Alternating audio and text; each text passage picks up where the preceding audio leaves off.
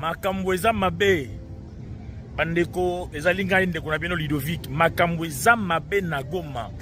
Makambo eza mabe na AFC. AFC, au moment où je vous parle, les gens panzana, il y a un désordre pas possible. Bitou Keita. Un message Bitou Keita a quitté na kati ya Goma, bango bakanisi donc connaît n'a pensé peut-être baiko non, tu as raison, boye. On a mené un message très fort. Tant Bitou Keita commis à ABC responsable na bino azali wapi. Connaît n'a tout quel responsable albi Joseph Kabila est où? Parce que je vois son conseiller Kikaya Bikarum il est là.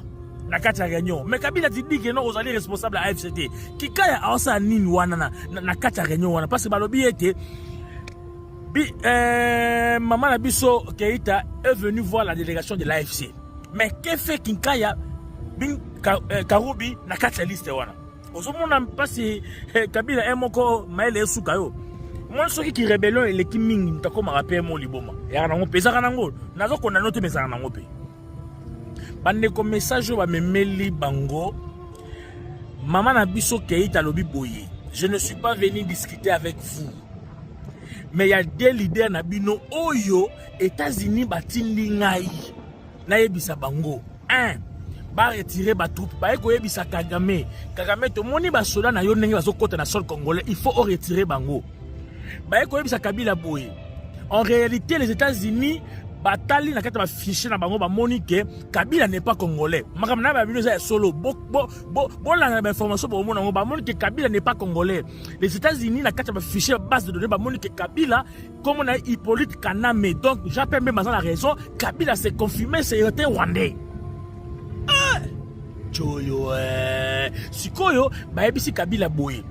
Okolongwa sol congolais na batu na yo batu no oyaki na bango mais okofanda sous en Afrique centrale donc aucun pays d'Afrique centrale Kabila ko fanda ba bisi aluka ba pays mususu ya l'ouest ya est tout ya sud austral akeluka mais na centrale ba bina ye akofanda souté donc Tshisekedi a gagné na terme ya diplomatie d'une manière incroyable. Comment ne pas aimer Tshisekedi? Comment ne pas aimer Fachi Beton Mukotomolo Mouamai le fils d'Abraham tala makambo ka Félix? Ah non Fachi. Fachi, tu es mystérieux, tu es bon. Tu es bon, mon président. Donc j'ai compris qu'à chaque fois, c'est la sagesse de Salomon Katsinayo. Ah, Fachi Baton, Kotombolo, merci beaucoup. Et au moment où je vous parle, Basoda et Rwanda Bazo, il m'a déjà la carte Congo. La paix, comme Fachi avait dit, sous mon mandat, chaque Congolais le sait très bien que le mandat depuis 2023 bandi oyo Congolais nyons sont à reconnaître le mandat oyo et un mandat moko déjà ba rebelle ba yibaki biso yango Fachi to repese mandat est-ce que le Fachi comme tout nous ça na ngote donc à partir de 2028 au banda 5 ans mususu de 2028 na ozoya donc oyo to ebike oza na faute au gouvernement parce que Kabila compliqué yo pe ba Rwanda ba compliqué o mabe yango to lobi boye mandat oyo au sala ngosuté et que na ngoka inaperçu un nouveau mandat arrive président Fachi un nouveau mandat et indi makambo eza mabe bandeko ezalinga ndeko na bino Ludovic makambo eza mabe na Goma makambo eza mabe na AFC AFC au moment où je vous parle les gens panzana il y a un désordre pas possible.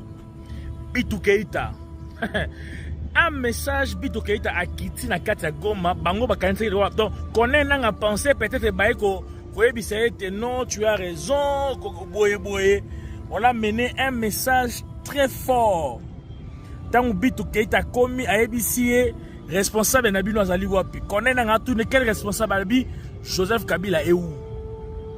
Parce que je vois son conseiller Kikaya Bikarum il est là. Na kati ya réunion. Mais Kabila dit que non, vous allez responsable à FCT. Kikaya aosa nini wana na kati ya réunion wana parce que balobi était Maman Nabiso Keita est venu voir la délégation de l'AFC. Mais que fait Kinkaya Karoubi na kati ya liste wana? Osomona pasi Kabila emoko maele sukayo. Moi ceux qui rébellion et l'équipe mingi ntako ma rappel mo liboma. Ya na ngopé za na ngo. Nazo kona note mesa na ngopé. Bande ko message ba memeli bango. Maman Nabiso Keita lobi boye. je ne suis pas venu discuter avec vous. Mais il y a des leaders nabino oyo États-Unis batindi ngai. Na yebisa bango. 1. Ba retirer ba troupe. Ba eko yebisa Kagame. Kagame to moni ba soda na yo ndenge bazo kota na sol congolais, il faut retirer bango. Ba eko yebisa Kabila boye.